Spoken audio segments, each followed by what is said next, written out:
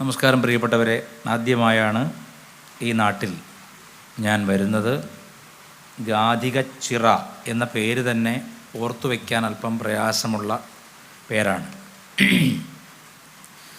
മഹാവിഷ്ണുവിൻ്റെ മുമ്പിൽ താഴെ ആഞ്ജനേയനുണ്ട്.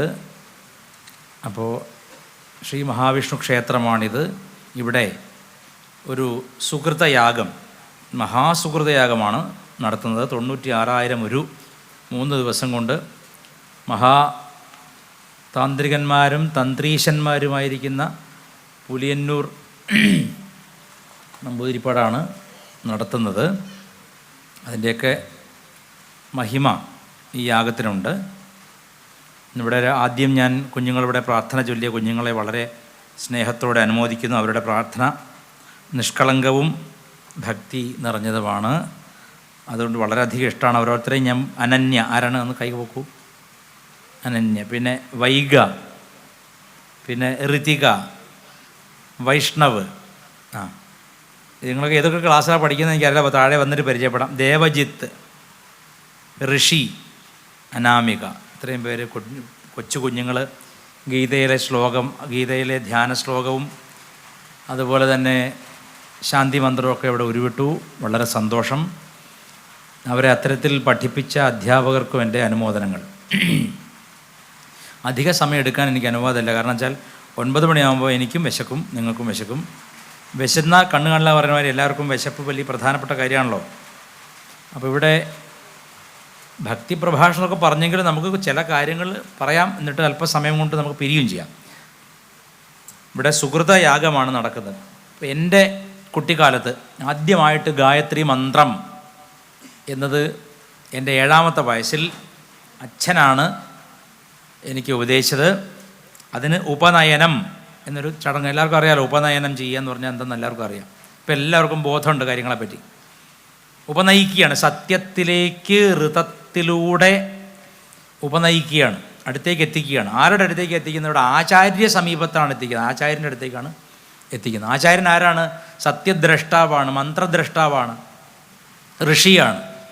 ആചാര്യൻ ഋഷി ആയിരിക്കണം എന്നാണ്. ഋഷിർ മന്ത്രദ്രഷ്ടാരം, സത്യത്തെ ദർശിച്ചവൻ, സത്യത്തോട് അനൽപമായ ഭക്തിയുള്ളവൻ, അകൈതവമായ ജീവിതനിഷ്ഠയുള്ളവൻ, അവനാണ് ഋഷി. അപ്പോൾ അങ്ങനെയുള്ള ഋഷി ഒരു ശിശുവിനെ, ഒരു കുഞ്ഞിനെ ഉപനയിച്ചു കഴിഞ്ഞാൽ അച്ഛൻ ഉപദേശിക്കുന്ന മന്ത്രമാണിത്. എന്താണ് അച്ഛൻ ഉപദേശിക്കാൻ കാരണം എന്ന് ചോദിച്ചാൽ, എനിക്ക് സംശയങ്ങളുടെ കൊട്ടയായിരുന്നു ചെറുപ്പകാലത്ത്. ഇപ്പോൾ കുട്ടികൾക്കൊക്കെ ഉണ്ടാവുന്ന പോലെ എനിക്കും സംശയങ്ങളാണ്. എന്താണ് ഗായത്രി ചൊല്ലിയായിട്ട് എന്താ ഫലം, എന്താണ് എല്ലാവർക്കും എന്താ ആവശ്യം, ഇതിൻ്റെ ഫലം എന്താ കിട്ടുക, എന്തൊരു മന്ത്രം. ഇപ്പം നമ്മൾ യൂട്യൂബിൽ നോക്കിയാൽ ഈ മന്ത്രം ജപിച്ചോളൂ, ആരെയും വശീകരിക്കാം, ഉടനെ സേവ് ചെയ്ത് വെച്ചു. എന്തിനാണ്? ഏതോ ഒരു പെണ്ണിനെ നോട്ടിട്ട് വെച്ചിട്ടുണ്ട്, ഇത് ജപിച്ചിട്ട് വേണം അവളെ ഇങ്ങോട്ടേക്ക് ആനയിക്കാൻ, അല്ലെങ്കിൽ ഒരു പുരുഷനെ, അല്ലെങ്കിൽ ബിസിനസ് വിജയിക്കാൻ കുട്ടിച്ചാത്തൻ്റെ വിശേഷപ്പെട്ട മന്ത്രം. ഉടനെ നമ്മളതെടുത്തിട്ട് സേവ് ചെയ്ത് വെച്ചു, ആരോടും ചോദിക്കാതെ എടുത്ത് ജപിക്കുന്നു. ഹോസ്പിറ്റലുകാരുടെ ബിസിനസ് വിജയിക്കുന്നു. അങ്ങനെയാണല്ലോ. ഈ വേണ്ടാത്ത മന്ത്രമൊക്കെ എടുത്ത് ജപിച്ച അസുഖം വരും, അപ്പോൾ അവരുടെ ബിസിനസ് വിജയിക്കും. പണ്ട് ഞങ്ങളുടെ കോഴിക്കോട് 86, 87 കാലഘട്ടത്തിൽ, ഞാൻ പറഞ്ഞു കേട്ട കഥയാണ്. 86, 87 കാലഘട്ടത്തിൽ കോഴിക്കോട് മാതൃഭൂമി, മനോരമ, ദേശാഭിമാനി തുടങ്ങിയ പത്രങ്ങളിലെല്ലാം ഒരു പരസ്യം, കോമൺ പരസ്യമാണ്, ചെറിയ പരസ്യം. അന്ന് കേരളത്തെ ഏറ്റവും വലിയ ശല്യം എന്താണെന്നറിയോ? മൂട്ടയാണ്, മൂട്ട. ഇപ്പോൾ ഈ കുഞ്ഞുങ്ങളൊന്നും മൂട്ട ചിലപ്പോൾ കണ്ടിട്ടുണ്ടാവില്ല. മൂട്ട അറിയോ? ഇല്ല. നമ്മുടെ നാനോ കാറ് പോലത്തെ ഒരു ജീവി, ചെറുത്. ആ മൂട്ടയാണ് ഏറ്റവും വലിയ ശല്യക്കാരൻ, കേരളത്തെ ഏറ്റവും വലിയ ശല്യക്കാരൻ. തിരുവനന്തപുരം മുതൽ കാസർഗോഡ് വരെ ഏതെങ്കിലും സിനിമാ കൊട്ടകയിൽ കയറിയാൽ 10 മൂട്ട ഫ്രീ. മടക്കി വെച്ച കൈമടക്കിൻ്റെ ഉള്ളിൽ, അണ്ടർവെയറിൻ്റെ ഉള്ളിൽ, പാൻറ് ഉണ്ടെച്ചാൽ പാൻറ്റിൻ്റെ പോക്കറ്റിൻ്റെ ഉള്ളിൽ, മുണ്ടിൻ്റെ മടക്കിൻ്റെ ഉള്ളിൽ ഒക്കെ ഇവൻ കയറിയിരുന്ന് നമ്മുടെ രക്തം കുടിക്കും. അപ്പോൾ ഇത് വലിയ ശല്യമാണ്. ഒരു ബെഡ് വാങ്ങിയാൽ അതിൽ മൂട്ട, ഒരു സോഫ വാങ്ങിയാൽ അതിൽ മൂട്ട. ഇതാണ് പെട്ടെന്ന് പെറ്റ് പെരുകുകയും ചെയ്യും. അപ്പോൾ ഭയങ്കര പ്രശ്നമാണ്. രക്തം കുടിക്കും, ക്ഷീണം വരും. ഇതിങ്ങനെ വല്ലാത്തൊരു ശല്യം. എങ്ങനെ ഇതിനെ ഒഴിവാക്കണം എന്നറിയാതെ വലയുന്ന കാലം. എത്ര കൊല്ലം മുമ്പാണെന്ന് ആലോചിക്കണേ. 40 വർഷം മുമ്പത്തെ കഥയാണ് പറയുന്നത്. അപ്പോൾ ഒരു പരസ്യം, എന്താണ്? മൂട്ടയെ ഉടൻ ഇല്ലായ്മ ചെയ്യാം. മൂട്ട ഉടനെ ഇല്ലായ്മ ചെയ്യാം. പ്രത്യേകമായി ജർമ്മനിയിൽ തയ്യാറാക്കിയ യന്ത്രം. 50 രൂപ മാത്രം. അന്നത്തെ 50 റുപ്യ പറഞ്ഞാൽ നല്ല പൈസയാണ്. അന്ന് 50 റുപ്യ കൊണ്ട് എന്തൊക്കെ ചെയ്യാം എന്ന് ചോദിച്ചാൽ ഇന്നത്തെ ഒരു 5000 റുപ്യ മതിക്കും അന്നത്തെ 50 റുപ്യ. അപ്പോൾ എല്ലാവരും എന്ത് ചെയ്തു?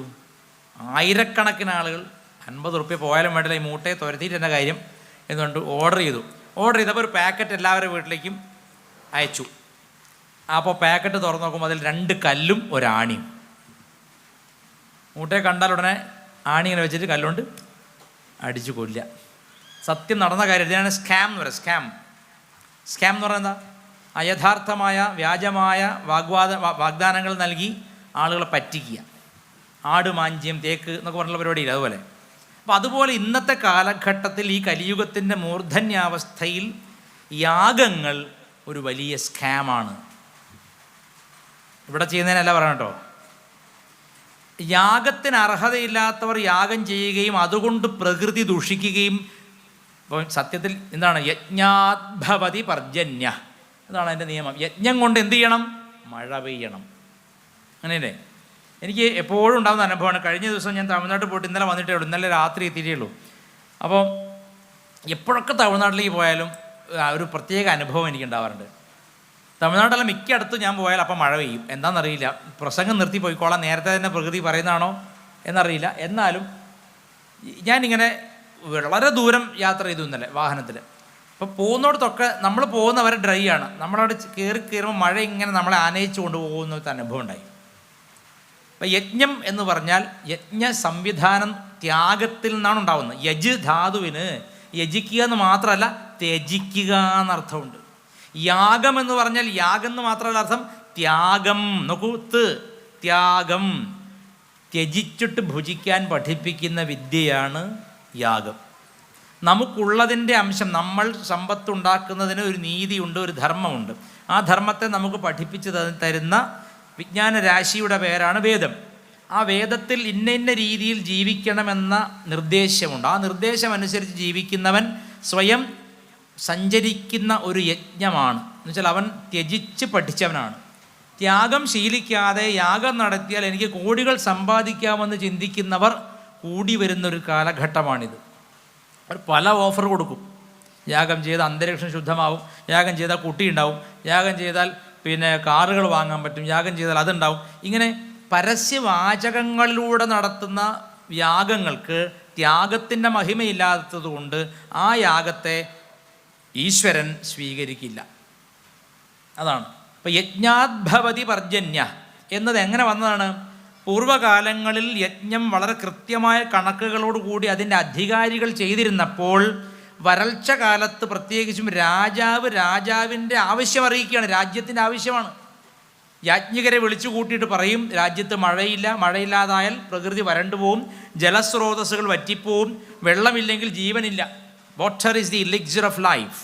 ജീവിതത്തിൻ്റെ അമൃതമാണ് ജലം.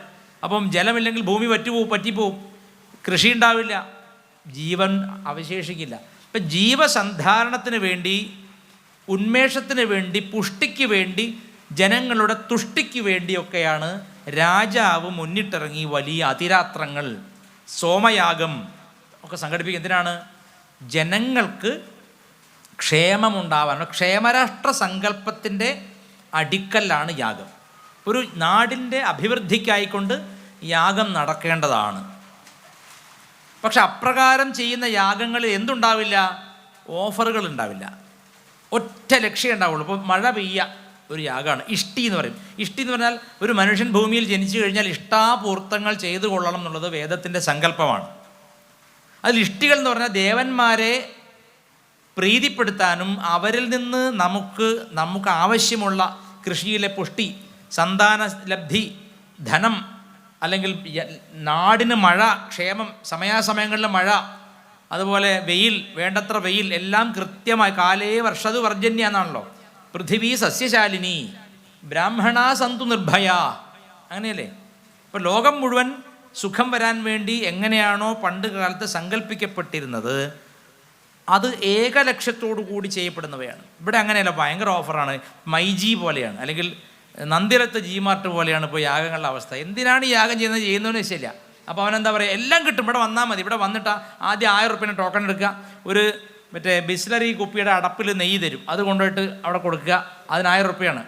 അതവിടെ അവർ ഒഴിക്കില്ല കേട്ടോ, യജ്ഞം ചെയ്യുന്നവർ അത് പുറത്തുനിന്ന് വാങ്ങി ഒഴിക്കില്ല. അതിങ്ങനെ കറങ്ങി തിരിഞ്ഞ് പിന്നെ ഇവിടെ വരും. അങ്ങനെ ഒരു 1000 തവണ ഈ കുപ്പിയുടെ അടപ്പ് ഇങ്ങനെ തിരിഞ്ഞ് വരും ഞാൻ നെയ്യുമായിട്ട്. അപ്പം ആർക്കാണ് ലാഭം? സംഘാടകർക്ക് ഭയങ്കര ലാഭമാണ്.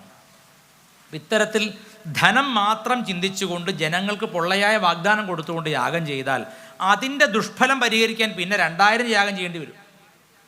അങ്ങനെയുള്ള യാഗങ്ങൾ ചെയ്തു കഴിയുമ്പോൾ അവസാനം യജ്ഞശാല പറയലോ, അഗ്നി ബാധിച്ചിരിക്കുന്ന യജ്ഞശാലയിലെ അഗ്നി കെടാനായിക്കൊണ്ട് മഴ പെയ്യണം എന്നാണ്. അങ്ങനെ മഴ പെയ്യുന്ന യാഗങ്ങൾ പാഞ്ഞാളിൽ ഞാൻ കണ്ടിട്ടുണ്ട്, മറ്റു പല സ്ഥലങ്ങളിലും കണ്ടിട്ടുണ്ട്, തമിഴ്നാട്ടിലും കണ്ടിട്ടുണ്ട്, അതുപോലെ കർണാടകത്തിലും കണ്ടിട്ടുണ്ട്. പക്ഷേ ഇവിടെ ചില യാഗങ്ങൾ ചെയ്ത മഴ പെയ്ത് തീ കെടുത്താൻ ഫയർഫോഴ്സിൻ്റെ 2 യൂണിറ്റ് ആദ്യമേ അവിടെ തയ്യാറാക്കി നിർത്തും. അപ്പോൾ ഇങ്ങനെ എന്തിനാണ് യാഗം ചെയ്യുന്നത് വെച്ചാൽ അതിന് അവർക്ക് ലാഭമുണ്ട്, യജമാനന് ലാഭമുണ്ട്. കാരണം ഈ യാഗം നടത്തിയാൽ അതിൻ്റെ പരസ്യത്തിൽ നിന്ന് കിട്ടുന്ന പണം, ഇതിൽ വരുന്ന ആളുകളെ, സെലിബ്രിറ്റികളെ വെച്ചുകൊണ്ട് നടന്ന പ്രചരണത്തിലൂടെ കിട്ടുന്ന കോടികളുടെ വരുമാനം ചിന്തിക്കുമ്പോൾ ലോകം മഴയില്ലാതെ വരണ്ടു പോയാലും കുഴപ്പമില്ല, എൻ്റെ കാര്യം നടക്കട്ടെ എന്ന് ചിന്തിക്കുന്ന ആളുകളുടെ ഉദരംഭരികളുടെ എണ്ണം കൂടി വരുന്ന കാലമാണിത്.